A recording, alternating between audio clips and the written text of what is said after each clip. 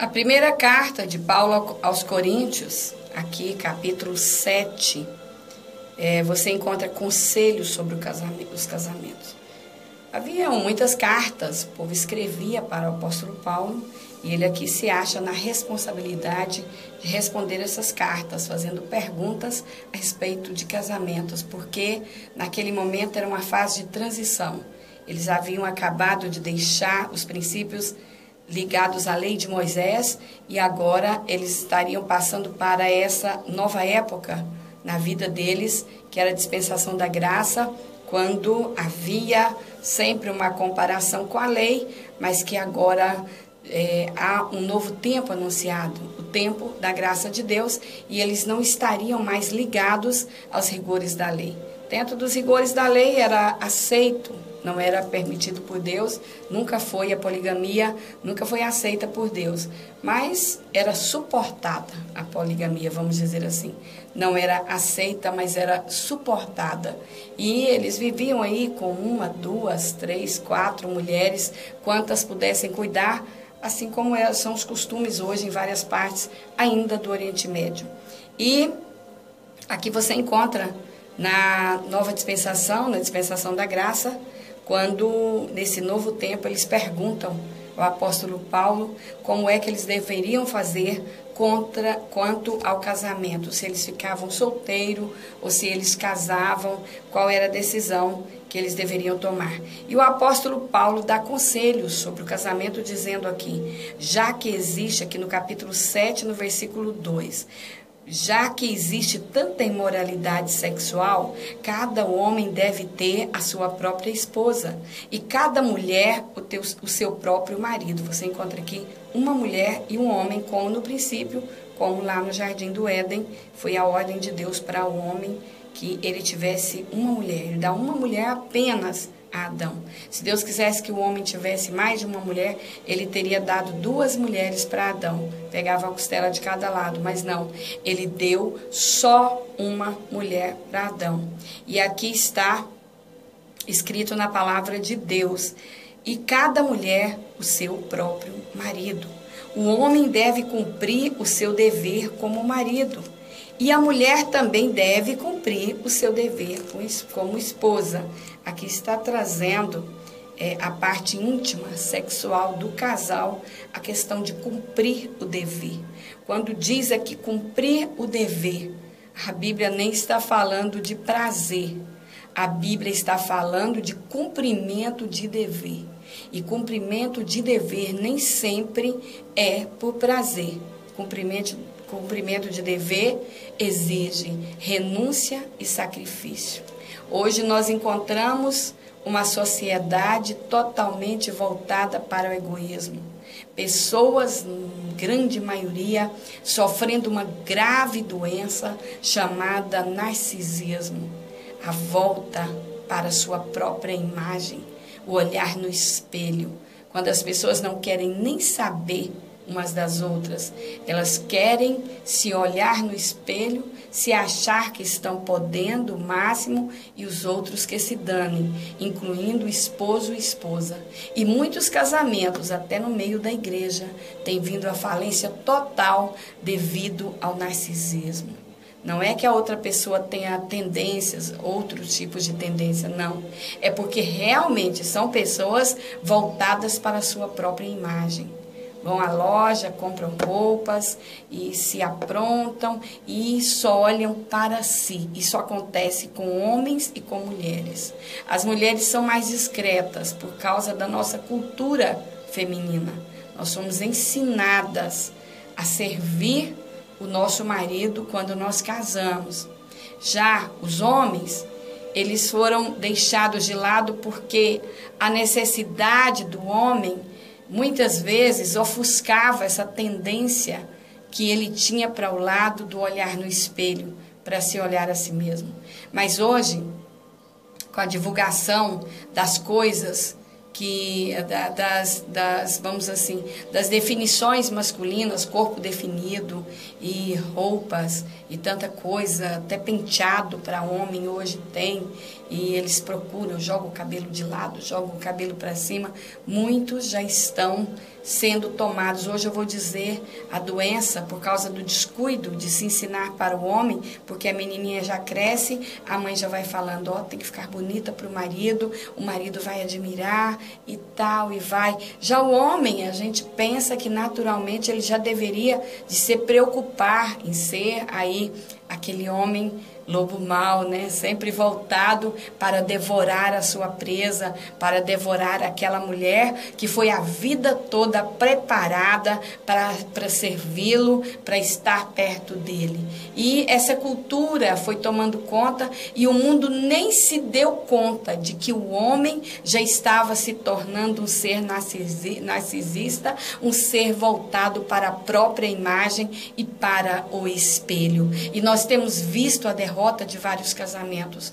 Homens que casam com uma mulher, se separam dela porque ela não foi bonita o bastante, ele passa a não gostar do cheiro dela, passa a não gostar da aparência dela, ele quer ter uma namorada, uma esposa simplesmente platônica, uma pessoa que ele olha de longe e diz, olha como você é linda, mas por favor, não me devore. É mais ou menos por aí. E nós vamos dizer assim, muitas mulheres também hoje já estão se entregando por causa da falta de referenciais. Às vezes não tem exemplos na sociedade de casais que se doaram, que renunciaram, porque a Bíblia aqui fala de dever. A Bíblia que ainda não está falando nesse lugar de amor, de reciprocidade, está falando de reciprocidade sim, mas quanto ao dever de uma mulher. Se você não quer ser atormentada, vamos dizer assim, se esse é o seu pensamento, por uma outra pessoa que vai te beijar quando você passou uma maquiagem, que vai te abraçar e amassar o seu cabelo, amassar a sua roupa, que vai fazer com que você deite na cama e aí não vá dormir naquele momento que você quer dormir, você não quer ser perturbada, então vou te dar conselho, não se case. Porque quando você casa, você não vai viver sozinha, você não vai viver sozinho. Você vai viver com outra pessoa. Você vai ter que dividir o quarto, a cama. Você vai ter que aceitar ver o seu cabelo em desalinho às vezes. Você vai ter que aceitar, vamos dizer assim, participar dos fluidos, né? Dos líquidos um do outro. Então, se você tivesse problema com narcisismo, você vai ter a maior dificuldade. Por quê? Porque você não vai querer, né? Não vai querer participar desse tipo de relação, quando as pessoas encostam em você, quando você participa de tudo aquilo que o outro tem, você não vai querer se amassar. E, nesse caso, se deixar amassar, não é isso? E, nesse caso, o que acontece? Nesse caso, não tem como você pensar em casar, porque se você se casar, você vai fazer a infelicidade de uma pessoa que passou a te amar, que gosta de você, de um homem que casou pensando em devorar você, pensando em estar com você, pensando em compartilhar com você os seus desejos. Você estará fazendo a infelicidade desse homem que por tanto tempo esperou, trabalhou, construiu uma casa, comprou os móveis, ou de repente sonha em comprar, uma pessoa que quer compartilhar com você os seus desejos. Você vai ter essa dificuldade e vai tornar essa pessoa infeliz. Não é porque ela é feia, não é porque ela é mal cheirosa, não tem nada a ver, porque a pessoa narcisista, ele não suporta realmente, ele só suporta o seu próprio cheiro, ela só suporta as suas próprias imperfeições e ela só se suporta às vezes, dependendo, ela quer se transformar, não quer nem ser aquela pessoa que ela aparenta ser, porque ela quer aquela imagem que está dentro da cabeça dela. Isso acontece também com o narcisista. Ele ter uma imagem preconcebida de que seria a sua beleza e querer se transformar. Há pouco tempo, nós tivemos um caso no Brasil de uma pessoa que quis ser outra pessoa e ela se transformou toda, um homem, ele se transformou todo e operou, fez várias cirurgias e realmente ficou muito parecido.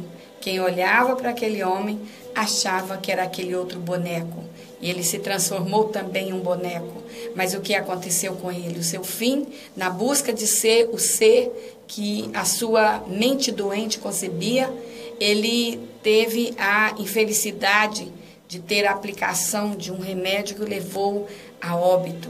E nós vemos também o caso de um rei aí, um rei não vamos falar porque é antiético você falar muito claro quem são as pessoas, mas esse homem, ele se tornou um rei aí na área da música e ele, o que aconteceu? Ele termina a sua vida, por quê? Porque ele passou por várias cirurgias, por vários implantes, para se tornar uma pessoa pré-concebida pela sua mente doente, que queria ser aquilo que não era. Isso significa que o seu narcisismo foi a tal ponto que ele não queria nem ser a imagem que ele demonstrava ser. Ele queria ser uma outra pessoa que a sua mente criou. Então aqui eu quero trazer apenas esse pedacinho hoje. Nós vamos estar trazendo mais conselhos para casais, mas eu quero dizer para você que quer se casar, aqui a Bíblia fala de deveres. Você que quer só ter direitos, então você não pode se casar, porque o casamento, ele é feito de direitos e deveres. E aqui, para encerrar esta pequena deixa, nós queremos terminar essa leitura que diz assim: a esposa não manda no seu próprio corpo. Quem manda é o marido. Ah, mas eu quero acordar cheirosinha, eu não quero trocar líquidos, eu não quero participar. Se você não quer participar, quer levantar do jeitinho que você dormiu, então você não pode se casar. E olha aqui, ó, assim também, o marido não manda no seu próprio corpo. Quem manda é a sua esposa. Nós temos o direito, como mulheres casadas, de abraçar, de beijar nosso esposo, de ter o nosso relacionamento. O egoísta, ele só pensa em si. O egoísta quer satisfazer a sua própria vontade. Aí ele vira para o canto, ela vira para o canto, e azar do outro não. E a mulher, e o duro que o egoísta, o pior de tudo, que o egoísta ele cria uma parede de separação, não me toque. E ele consegue criar esse distanciamento, um caráter sistemático, uma forma sistemática de agir, intimidando a outra pessoa e fazendo a pessoa se sentir a pessoa mais suja, mais podre e mais pobre de todas as criaturas. Eu quero dizer para você que casou com alguém assim, essa pessoa tem a obrigação de corresponder o seu afeto, corresponder o seu amor.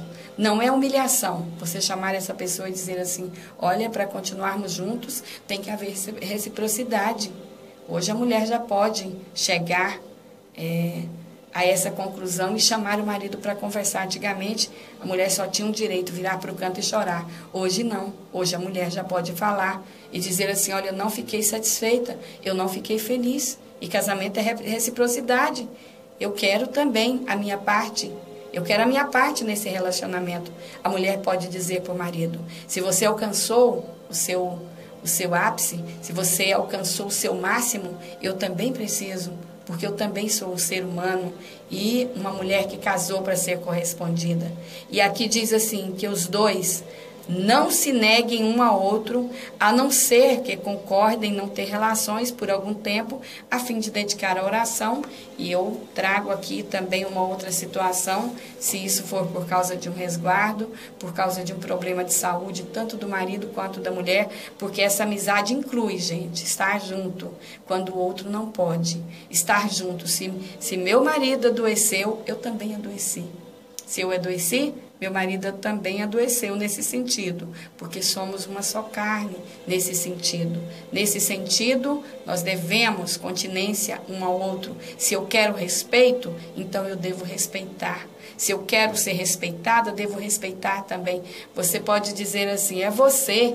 Não, os seres humanos são iguais. Eu não sou melhor que você e você não é melhor do que eu. Se Deus me deu a capacidade de estar apenas com meu marido e de ser fiel a ele, você também tem essa capacidade. É só buscar em Deus, que Ele te ajuda. Mesmo que a vida que você vive hoje te jogou em situações diferentes, de falta de respeito, de consideração, Deus quer te ajudar a voltar aos princípios, aos parâmetros que Ele criou para nós e que estão aqui inseridos dentro da Bíblia Sagrada.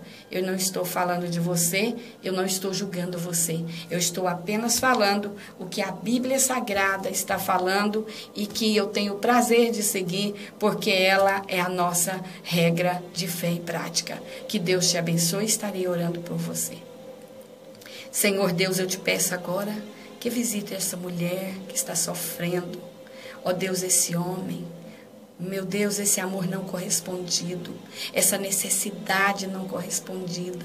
Pai, olha para este homem, para esta mulher agora, transforma essa situação, muda as circunstâncias, que eles venham sentir a necessidade de buscar o Senhor para a resolução dos seus problemas, não só financeiros, espirituais, como também físicos. Ó Pai, o Senhor nos criou seres psicológicos, seres espirituais e seres físicos, e o nosso físico tem as suas necessidades. Ó Pai, olha para este casal, dá completa vitória, estenda as tuas mãos, faça a tua obra, Senhor, no meio deste casamento, para que haja, Senhor, reciprocidade, para que haja, Senhor, cumprimento do dever, não apenas de um lado, mas dos dois lados. Senhor, eu te peço neste momento, por cada casal, cada família tem sido atacada, mas eu te peço agora que venha com o teu poder, com a tua graça, Senhor,